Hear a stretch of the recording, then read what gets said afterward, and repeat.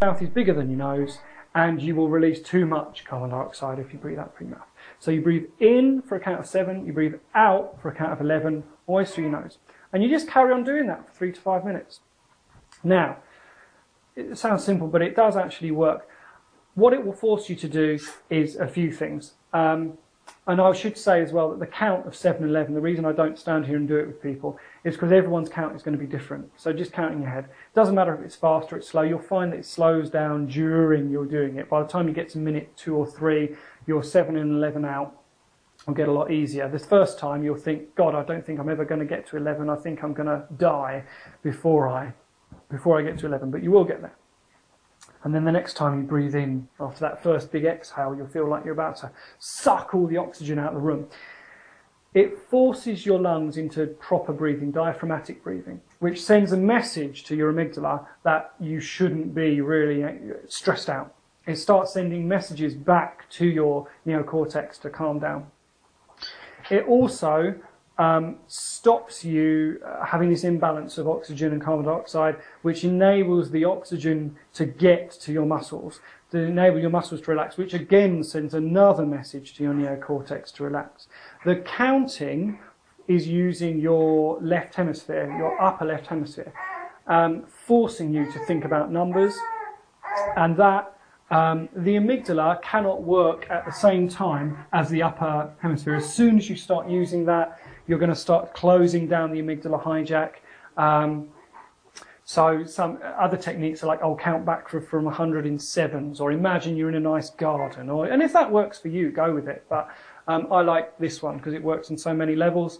And also, just the forcing yourself to think and breathe changes your brainwave pattern, and it also just takes your mind off other things. It's hard to think about how that person cut you up if you're just, if you're thinking carefully about that. So 7-11, you breathe in for a count of 7 through your nose, you breathe out for a count of 11 through your nose. No one needs to know. Practice it, practice it, practice it in front of the TV, practice it when you're driving, practice it when you're doing everything, so that when it's there. I've used it. I've had at my work clients screaming blue murder at me or horrible situations and used it. No one knows I've used it, and it just gives me that tiny little bit of control. Okay. So that's the body. Other things to think about, just watch your dietary intake, okay? Everyone knows loads of caffeinated beverages not going to be good for anger. I feel pretty wired after a coffee if I've not eaten anything, because I'm quite a slim guy. I have quite a fast metabolism, and I often think, why am I feeling angry this morning? Why am I feeling angry? And it's like, I've had a coffee. That's what it is. But you see, we can misdiagnose a feeling as anger, even when it's not. It's just a body thing. It's just my body is getting aroused because it's had a load of caffeine. If you have issues with anger, one of the best things you can do is have a good breakfast. If you have a good breakfast, you're not going to bottom out your blood sugar. That's probably better for you than a huge amount of stuff. It almost doesn't matter what you have. Have an unhealthy breakfast rather than no breakfast. But a good breakfast will sort you out. You're much less likely to have an argument in the morning. I love that we have soup after church services on Sunday. That soup saves me from about 1 million marital arguments because it just gives me that little bit of extra blood sugar. I'm not diabetic, but my body knows when it wants something. What else? What else for the body? We've talked about that. We've talked about a self-scan. We've talked about how anger is so... If you're dealing with someone else who's angry, it's important to intervene with them before they hit meltdown. Okay, and I've said it's usually a build-up. Some people snap into anger. Some people build up. Now, as a Christian, you do hear these things like, that's just my Irish temper, or that's just my Latin blood, or that's just how my family is. Or that. When you become a Christian, that's not really true anymore, because you're a new creation and your body's learning. Someone wants a biscuit. There we go, that's good. You're like an angry bear as well, aren't you? Okay. But if someone's working up in anger, the good time to intervene is just before and just afterwards. Just before, you want to go, mate, you want to try, just calming down a bit. It's difficult. If it's a guy getting angry and you're a woman, you must learn to communicate respect, because men run on respect. Respect's more important to a man than love in a way. If you can't communicate respect, then you've lost him before you've even started. If you can communicate respect, then you've got a chance of getting through to him. And you can talk, if you're in a couple amongst yourselves, about, well, what do I do that makes you feel respected? What do I do that makes you feel not respected? So you can get an idea of that. It's the sort of thing we cover on the marriage course. But I suppose as a woman going to a man who's getting angry, communicate respect. Proverbs says that a gift turns away anger. And it actually says a bribe turns away wrath. But like respect is like a gift that you can give, particularly to a man who's becoming angry. If you can communicate respect, and often men become angry because they perceive a lack of respect. They perceive, if you pick apart why they got angry, they perceive a lack of respect. And whether that's right or wrong, if you can communicate something with respect, and it's a good tip actually if you're a woman in a relationship, if you want to get him to do what you want, then communicate it with respect. Because if you can't do that, then you've lost him before, even if you're right. And which women generally are. Right, okay, so get them before they're angry. Communicate respect if it's with a guy. Communicate love if it's a woman. Women need love. They need to be loved. If you're in a relationship with a woman, they need, like, love's what they need. Respect's what the man needs. Love is what the woman needs. I don't have time to look at the Bible verses about that yet, but it talks in the Bible about women, respect your husband. Husbands, love your wives, because God understands men and women. After you've been angry, and you've calmed down enough to be able to think, it's all about damage limitation. It's all about very quickly go and apologise to that person, very quickly fix that piece of furniture or whatever. If you can remove yourself from the environment that's making you angry before you get angry, if that's possible, even if you can get to the loo and lock yourself in there for a minute, 30 seconds, and just go, okay, God, help me. We'll look at an ABC about that at the end. I was going to get my pen out and write ABC on this so I don't forget. Here we go. Right. Okay. So that's talking about your body. So, and anger feels good. People often like to get angry because it feels good. I get people referred to me for anger management at work, and I sometimes have to turn around and say, this person does not have anger management problems. They are quite happy to get angry because it serves their purpose, and it means that people around them do what they want. And they don't have an anger management issue. They're happy to be angry. They have a people management issue, or they have a self-management issue. Which brings us brilliantly to our main point, I suppose, which is about what causes ungodly anger. We talked about godly anger. We'll come back to that. What causes ungodly anger? Let me make a note here. The Bible says in Proverbs 13:10, I can always remember Proverbs 13, because I just think, 13. It says that only by pride comes strife. Only by pride comes strife. And when it's talking about strife, it's talking about all the things we were talking about before from Ephesians 4:31. Bad temper, rage, resentment, anger, animosity, quarrelling, brawling, all this stuff. Strife. Strife with they say in the world, don't they? The old trouble and strife.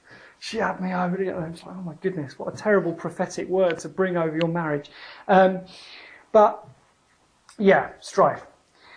Only by pride comes strife.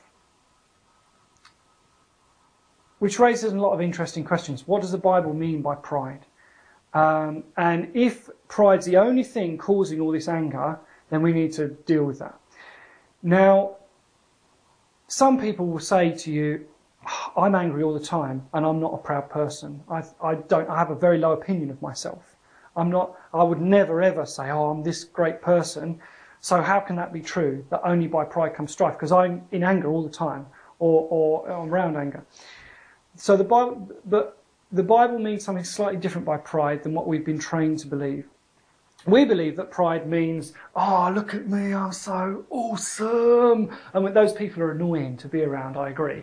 Like, oh yeah, they're like story trumpers. You know, and whatever story you tell, they've got a better story. If you're like, oh yeah, I was really like ill the other day, I had a stomach bug. That's nothing, man. I had amoebic dysentery for 3 weeks. They've always got a bigger story. And that's what we understand about pride. You see it on the X Factor, those really annoying people that come up and they reckon they're all that. And you just can't wait for the judges, for Simon Cowell, to come along and just go, the Gap's always waiting for sweater folders. There's a job for you there. The Bible doesn't mean that necessarily. Because actually, in the Bible, it talks about the most humble man in the earth. It says, now Moses was the most humble man on the face of the earth. I'll put the link to that up later on because I haven't got it with me today. Do you know who wrote that? Do you know who wrote that Moses was the most humble man on the face of the earth? It was Moses. He sat down and wrote that he was the most humble man on the face of the earth. Now, that means that humility must mean something different to just saying, oh yeah, you know, I'm terrible, I'm rubbish. And pride must mean something different than just saying, oh yeah, I'm awesome, everyone look at me. Really, the Bible, when it talks about pride, it's what we'd call probably self-centeredness or selfishness, being obsessed with yourself being the driving force. So it's easy to see how that happens with anger. We'll talk about, you know, oh, that's my territory, that's me, he hit my car, he did this to me, I shouldn't have to wait this long on the phone, I'm getting very angry. But it's difficult for someone that says, well, I never think about myself. People just walk over me and that's fine. I'm a doormat, I'm a carpet. The Bible does not want you to be a carpet. God does not have any interest in you being a doormat. That is not what God has called you to. And to turn the other cheek and to be humble and to be meek does not mean that you do that. Yeah. What the Bible means by pride is having yourself in your vision all the time. Either you're worried about what other people are going to think about you and you won't say anything because you're so worried about what they might say, and you always think that you're worse than other people, and you can't imagine yourself wearing the same clothes or living in the same houses or driving the same cars as other people because you're this, small person. The Bible would say that's pride, because that's not what God thinks of you. That's outside of what God thinks about you. The Bible says don't think of yourself more highly than you ought to, but don't think of yourself lower than you ought to either. Think of yourself just exactly in accordance with how God sees you. And as we read the Bible, as we spend time with God, we start to see ourselves as he sees us. And so, but the Bible would say, look, if you're a really anxious, timid, quiet person, probably it's because there's a lot of pride in you because you're worried about yourself, worried about how other people see you.